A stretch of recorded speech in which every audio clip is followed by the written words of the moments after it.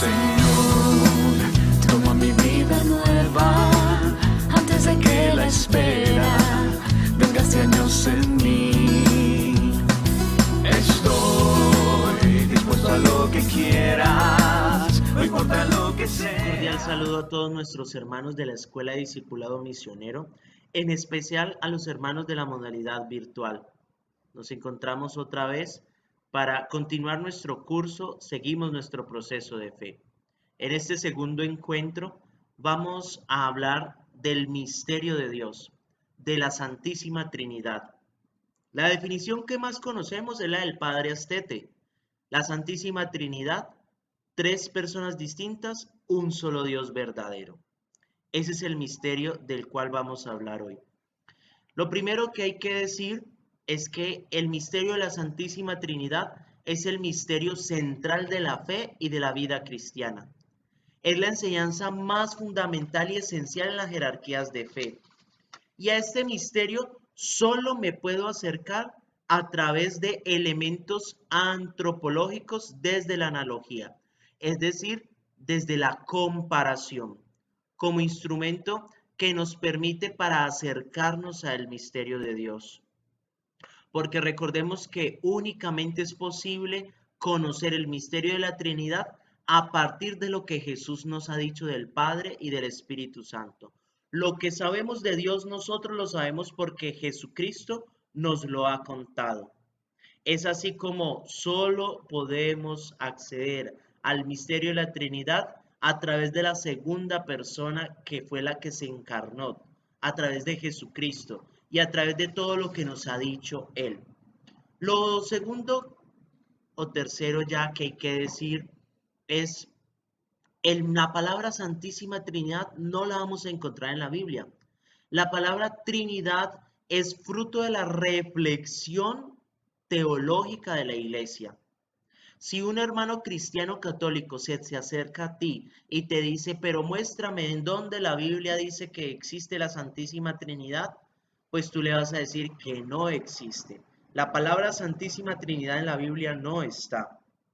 Entonces, ¿qué encontramos? Encontramos la experiencia de un Dios que se ha ido revelando a lo largo de la historia. Un Dios que se ha hecho Padre, un Dios que se ha manifestado también como Hijo y un Dios que se manifiesta también como el Espíritu Santo. Entonces, la palabra Trinidad no la encontramos en la Biblia. También debemos decir que en la revelación del Antiguo Testamento, Dios se nos da a conocer en cuanto a uno, porque si bien es cierto, los judíos no creen en la Trinidad, no creen que Dios es Padre, Hijo y Espíritu Santo, no. Para ellos existe solo una única experiencia de Dios y ellos no aceptan el misterio de la Trinidad. Y compartimos entonces la misma Sagrada Escritura entre el Antiguo Testamento. Entonces, en el Antiguo Testamento solo podemos encontrar y conocer a Dios en cuanto uno. Y en el Nuevo Testamento podemos encontrar a Dios en cuanto trino, en cuanto tres, Padre, Hijo y Espíritu Santo. Pero desde el Antiguo Testamento podemos encontrar textos que ya dejan vislumbrar el misterio de la Trinidad. Vayamos a algunos, por ejemplo, Génesis 1:26. Después de Dios crear todo el mundo, decide crear el hombre y dice, hagamos al ser humano a nuestra imagen y semejanza. Ese hagamos, ese plural divino que se relata ahí en el texto, algunos biblistas dicen Dios está hablando con el ser humano y le da participación al mismo ser humano para hacerse. Otros biblistas dicen ese hagamos se refiere al diálogo interno, intratrinitario que hay en Dios. O sea, Dios está hablando con él mismo. Para este estudio nos vamos a quedar con esa postura. Hagamos. Dios habla con Padre, como Hijo y como Espíritu. Hagamos. El plural divino. O también en Génesis 3:22 dice Yahvé Dios, he aquí que el hombre ha venido a ser como uno de nosotros. Yahvé Dios dice que el hombre ha venido a ser uno como uno de nosotros después de que entra el pecado, ¿no? Entonces allí también nos podemos encontrar cómo eh, Dios habla en plural, como si se estuviera hablando a sí mismo. Esto también nos deja vislumbrar la Trinidad. O también en Génesis 11:7, ¿no? Cuando está la torre de Babel, entonces dice Dios, bajemos y una vez allí confundamos su lenguaje. Bajemos. ¿A quién le está hablando? ¿A otra persona? No, está hablando a él mismo. También manifiesta. Y así podemos seguir, ¿no? Génesis 18, la presencia de Dios llega a Abraham y la iglesia ha manifestado esta visita de estos tres hombres o tres ángeles como la presencia o la figura de Dios, Padre, Hijo y Espíritu Santo. También podemos seguir con muchos textos más del Antiguo Testamento, pero quiero también mostrarles otros del Nuevo Testamento. Por ejemplo, Marcos 1, 9, 11, en el bautismo del Señor. Un texto muy claro. Jesús llega al Jordán para ser bautizado por Juan el Bautista. Se abre el cielo, baja el Espíritu Santo en forma de paloma y una voz desde la nube dice, este es mi Hijo amado, escúchenlo. No dice Santísima Trinidad por ningún lado, pero podemos ver claramente al Hijo, al Padre que habla y al Espíritu que baja en forma de paloma. O en la Anunciación también se ve claramente este hecho. O cuando Jesús le pide al Padre el envío del Espíritu Santo en Juan capítulo 14. O también podemos aludir a las fórmulas trinitarias con las que San Pablo saluda a las comunidades, ¿cierto? La gracia de nuestro Señor Jesucristo, el amor del Padre y la comunión del Espíritu Santo estén con ustedes, que es el mismo saludo de la Eucaristía. Ese saludo es una fórmula trinitaria y lo encontramos en la Biblia. Entonces es así como en la Biblia no encontramos el término Trinidad, pero sí encontramos la experiencia de un Dios que podemos verlo como Trinidad. Ahora entonces vamos a meternos un poco al misterio de Dios, a tratar de entender. Pero como decíamos en el encuentro pasado, durante este curso llegarán momentos donde nos toca decir, hasta aquí puedo llegar, de ahí para allá me toca creer y aceptar. Porque por más de que expliquemos el misterio, no lo vamos a entender si no es por la fe. Entonces vamos propiamente a la teología sistemática de la Trinidad, de la Santísima Trinidad, de esta reflexión teológica. Para ello, entonces nos podremos estar preguntando, pero ¿cómo así que tres personas distintas, un solo Dios verdadero? Entonces, ¿cómo sabemos que es un solo Dios verdadero? ¿Por qué decimos que es uno? Entonces, a esto nosotros damos la respuesta porque Dios, así sea Padre, Hijo y Espíritu Santo, tienen una sola substancia, una sola naturaleza, una sola esencia. ¿Cuál es? La divina. ¿Por qué Dios es uno? Porque tiene una sola substancia, porque tiene una única naturaleza. La naturaleza del Padre es la misma naturaleza del Hijo y la misma naturaleza del Espíritu. La esencia del Padre es la misma esencia del Hijo y la esencia del Hijo es la misma esencia del Espíritu. ¿Y cuál es esta esencia? La divina. ¿Cuál es esta naturaleza? La divina. ¿Cuál es esa substancia? La divina. Entonces la substancia es la que designa esa realidad que soporta de forma permanente todas las diferencias. Es esa naturaleza que está en la misma sustancia, en la medida que constituye un principio que origina algo. Entonces, ¿por qué Dios es uno? Porque tiene la misma sustancia. ¿Por qué el Padre, el Hijo y el Espíritu Santo son uno? Porque tienen la misma naturaleza. Ahora, ¿por qué se diferencian? ¿Qué es lo que los hace que sean tres? Las relaciones. Las relaciones son las que hacen que haya un Padre, un Hijo y un Espíritu Santo. Las relaciones son las que los diferencian. Entonces podemos hablar de 4 relaciones.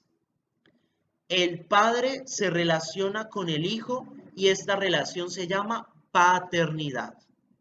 El Hijo se relaciona con el Padre y esta relación se llama filiación. El Padre y el Hijo se relacionan con el Espíritu Santo y esta relación se llama expiración activa, porque soplan, sacan al Espíritu, exhalan al Espíritu. Y la relación del Espíritu Santo con el Padre y el Hijo se llama expiración pasiva. ¿Sí? ¿Y por qué entonces las relaciones son los que lo diferencian? Porque el padre nunca dejará de ser padre y el padre nunca podrá ser hijo. Lo mismo que el hijo nunca podrá ser padre, nunca dejará de ser hijo. Y el Espíritu Santo nunca podrá ser ni padre ni hijo, pero tampoco nunca dejará de ser Espíritu Santo. Entonces, las relaciones es la que hacen que ellos sean distintos. ¿Y por qué se relacionan? Porque son 3 personas. ¿Y cómo así que 3 personas? Son personas así como yo las pienso, como soy yo, como es mi papá, como es mi mamá, como es mi hermano, como es mi primo, como es mi... No, el término persona aquí es distinto.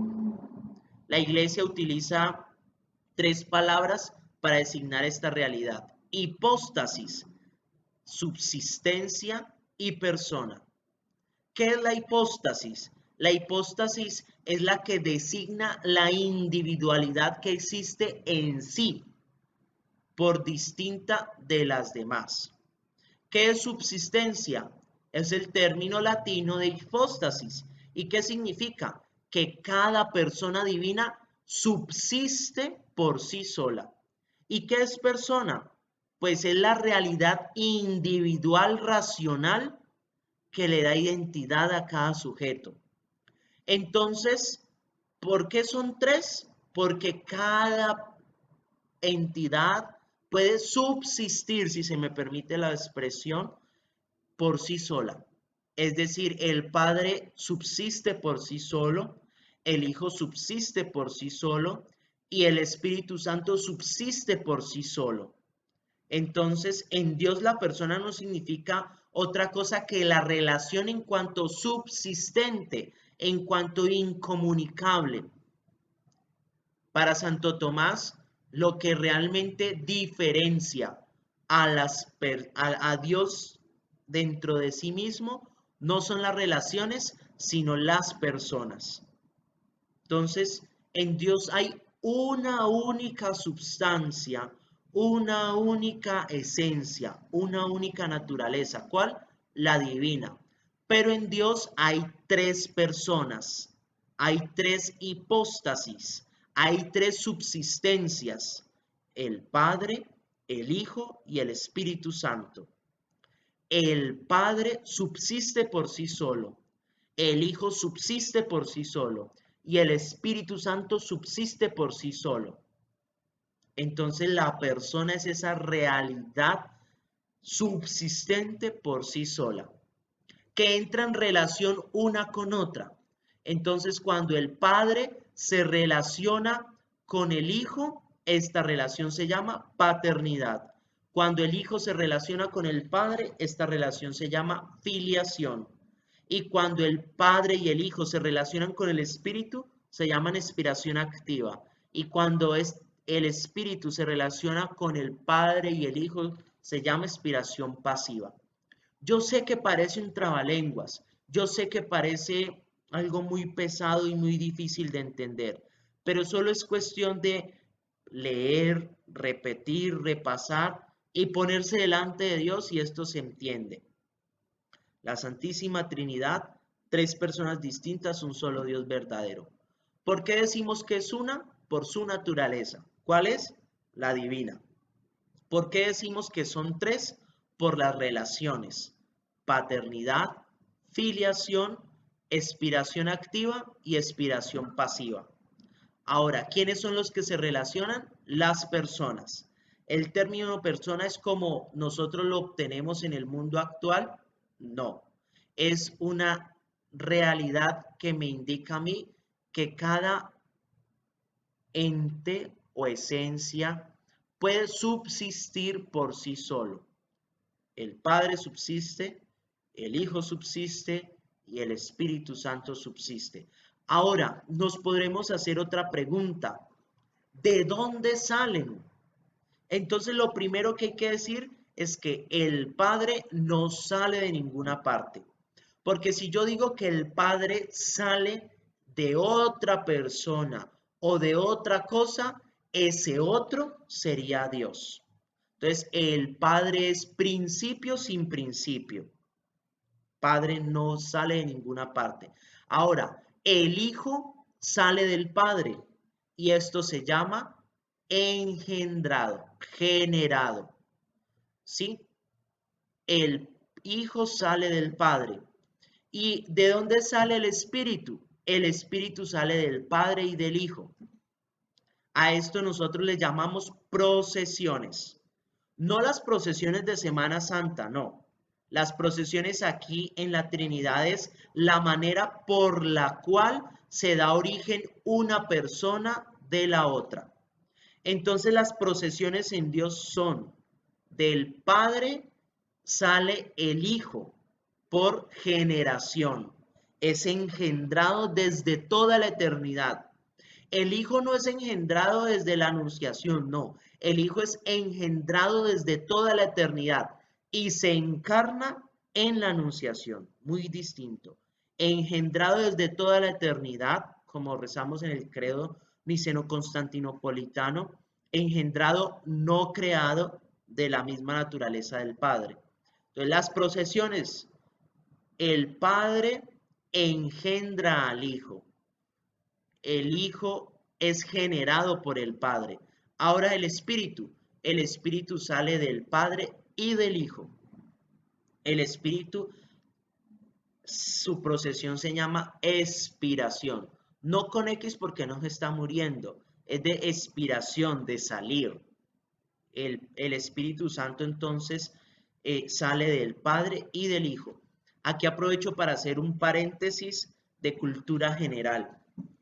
eh, este problemita de la procesión del Espíritu Santo, de dónde sale el Espíritu Santo, fue lo que causó el primer cisma de la iglesia, el cisma de Oriente, porque eh, en antiguo existía el Imperio Romano que tenía dos sedes, su capital en Roma y otra sede en Constantinopla.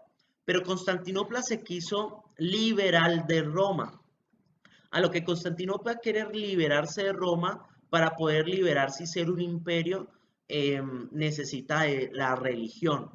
Entonces se pega de una discusión teológica muy mínima que en últimas fue más política y por la cual sucede el primer cisma.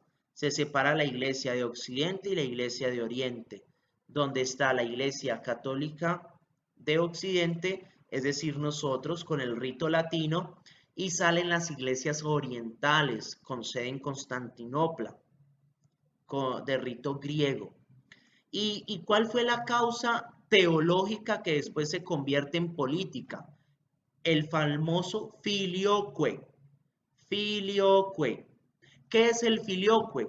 El filioque es esa partícula que une y por la cual se explica el misterio de la procesión del Espíritu. Para nosotros, la Iglesia de Occidente, decimos que el Espíritu Santo procede del Padre y del Hijo. Del Padre y del Hijo. Ese idel es el filioque. El Espíritu Santo procede del Padre y del Hijo. Decimos nosotros en la iglesia de Occidente. Y en la iglesia de Oriente, ¿qué dicen? Que el Espíritu Santo procede del Padre con el Hijo. ¿Sí me ven la diferencia? Ellos dicen del Padre con el Hijo. Nosotros decimos del Padre y del Hijo. En últimas, esto es prácticamente lo mismo. Entonces, La separación fue más que teológica, fue política. Cierro el paréntesis. Entonces, hablamos de las procesiones. La primera procesión es la del Padre hacia el Hijo y es la procesión de la generación. El Hijo es engendrado desde toda la eternidad. La segunda procesión es la del Espíritu. ¿De dónde sale el Espíritu? El Espíritu procede del Padre y del Hijo. Bueno, también podemos decir que hay cosas que solo podemos afirmar de Dios Padre. Hay cosas que solo podemos afirmar de Dios Hijo. Y hay cosas que solo podemos afirmar de Dios Espíritu Santo. Es decir, por ejemplo, del Padre, de Dios Padre, la primera persona de la Trinidad, solo se puede afirmar que la paternidad, la inaccesibilidad, o sea, yo no me puedo acceder totalmente al misterio. De la segunda persona se puede afirmar la filiación. El Hijo, Jesucristo, es filiación, está filiado a su Padre. Y del Padre y el Hijo solo se puede afirmar que ellos expiran, dan al Espíritu Santo. En cambio, la característica especial del Espíritu es que Él recibe, ¿no? Es la expiración pasiva. Bueno, pero no se me enreden con esto, eso simplemente es para explicarles pues el misterio. Pero también así como hay cosas que solo se pueden decir de una de las personas, también hay cosas que solo se pueden decir, perdón, que se pueden decir de los tres, ¿cierto? Hay cosas que yo puedo decir del Padre y esas mismas también las puedo decir del Hijo y esas mismas también las puedo decir del Espíritu. ¿Cuáles son? Son cuatro. Que Dios es omnipotente, que Dios es omnipresente, que Dios es omnisciente y que Dios es misericordioso. Me explico. Que Dios es todopoderoso, que Dios está en todas partes, que Dios todo lo conoce y que Dios es misericordioso. Estas cuatro cosas las puedo decir de uno y de los tres. Yo puedo decir que el Padre está en todas partes, sí. Puedo decir que el Hijo está en todas partes, sí. ¿Puedo decir que el Espíritu Santo está en todas partes? Sí. Dios está en todas partes. ¿Cuál Dios? El Padre sí, el Hijo sí, el Espíritu también. Entonces, las afirmaciones esenciales son las que yo puedo decir de uno y de los tres. Pero también hay apropiaciones o atribuciones que se le dan a Dios por sus misiones, o sea, lo que Dios ha hecho fuera de sí. ¿Y qué es lo que Dios ha hecho fuera de sí? Entonces podemos decir que al Padre se le atribuye la obra de la creación, al Hijo se le atribuye la obra de la salvación y al Espíritu Santo se le atribuye la obra de la santificación.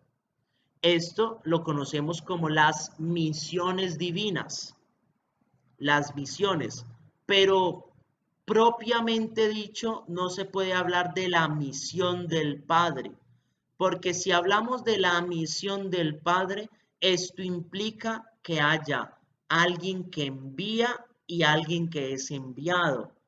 Y el Padre no es enviado por nadie, porque el Padre es principio sin principio. Entonces, del Padre solo se dice que es una atribución de la obra de la creación. En cambio, del Hijo sí puede decir, tiene la misión de salvar, porque es enviado por el Padre. Y del Espíritu también se puede decir que es enviado por el Padre y el Hijo, porque tiene la misión de santificar. Y finalizo con esto. La pericoresis o circunmisencio. ¿Qué es eso? En palabras castizas, en paisa como se dice, es que donde está el Padre, está el Hijo. Donde está el Hijo, está el Padre. Y donde está el Padre y el Hijo está el Espíritu Santo. O sea que los tres no se dan por sí solos. Los tres se dan conjuntamente. Por ejemplo, en el bautismo decimos que estrictamente recibimos al Espíritu Santo, pero en manera amplia, de una manera amplia, por el concepto de la pericoresis, decimos que no solo recibimos al Espíritu, recibimos al Padre, al Hijo y al Espíritu, porque los tres andan junticos, los tres van junticos a todas partes, los tres no se pueden separar, los tres mantienen unidos. Entonces, el concepto de la pericoresis nos dice que donde está el Padre, está el Hijo. Donde está el Hijo, está el Padre. Y donde está el Padre y el Hijo, está el Espíritu Santo. Bueno, yo sé que hoy, después de este video van a terminar cabezones y van a decir, ¿qué es todo eso?